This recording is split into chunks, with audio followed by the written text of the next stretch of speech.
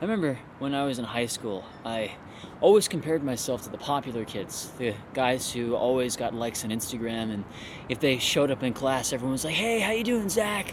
And they would just kind of be celebrated in a way that I never really understood.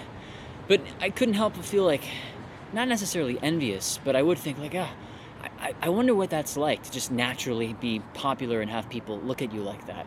I mean, a lot of these kids too were very talented. They would be very good at playing guitar, theater kids. They could even sing. And I would think, oh, man, I don't know if I'll ever be able to do anything like that. I mean, I'm just a kid who plays, who actually just draws, little manga-inspired comics, cartoons like Diary of a Wimpy Kid. And it was pretty intimidating. But then, I just thought, who cares if other people like it or not? If I like what I'm doing, obviously there's going to be something about it that another person will like. And funny thing is, I remember when I was like 12 or 13 years old, my dad bought me a guitar, and he's like, "Hey son, I want you to pick this up and try playing an instrument and write a song." And I'm thinking to myself, what the hell are you doing, Dad? I mean, I'm a gamer. I draw pretty little pictures, not even pretty, kind of creepy and ugly at times, but I just remember that thing staring at me for like a year. Every time I'd go over to my dad's office where he like mounted it on the wall, I'd have that thing staring at me, and I'd have to kind of face the fact that I wasn't taking on an opportunity that was right in front of me.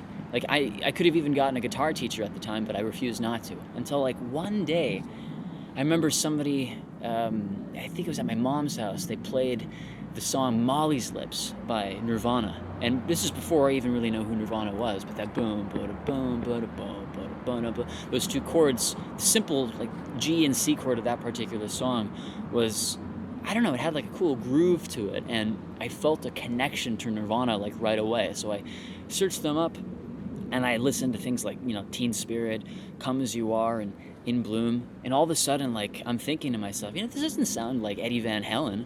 I think maybe that sounds relatively doable. And so the breaking point of it was I was hanging out with my best friend and this girl, and she comes over one day, and we're just hanging out as like a triumvirate, and she brings over her guitar, right? And I think she started playing Blackbird. And as she's playing that song, my best friend and I look at her and we're like, what?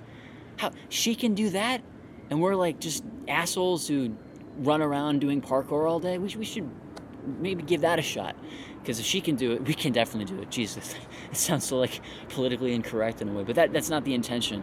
And so I went back to my dad's office one day, picked the thing up, and looked up on YouTube how to play, I think it was Come As You Are. And like one of the first videos that came out, it was like July of 2011, was Marty Schwartz.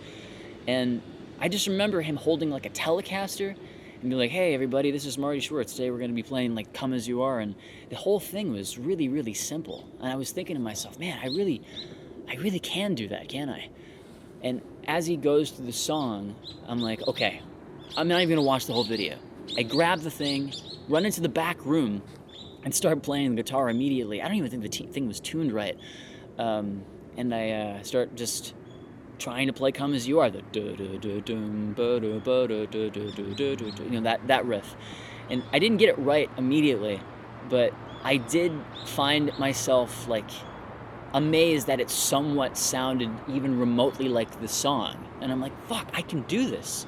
I'm not doing it well, but I'm doing it. And that was like, I don't know, it's like a connection was made in that very moment. And my dad came in the back room and was like, "Wow, you're finally doing it, son. I'm so proud of you." And I think like, when you're 13, 14 years old, your parents always get excited when you do something. Well, I mean, not all parents, but mine certainly did.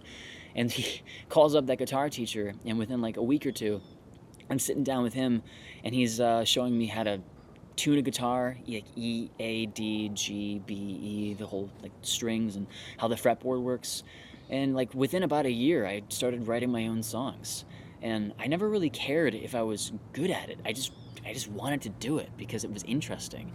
And that's another thing about YouTube is I'm just here doing exactly what I want to do. And I'm starting to see like that this platform is so capable of showcasing many artists if you look hard enough, because there are people who just simply want to express themselves for the sake of expressing themselves, not necessarily because they want to be adored in a very specific way or that they want to impress, but just to express that individuality that they have in their heart.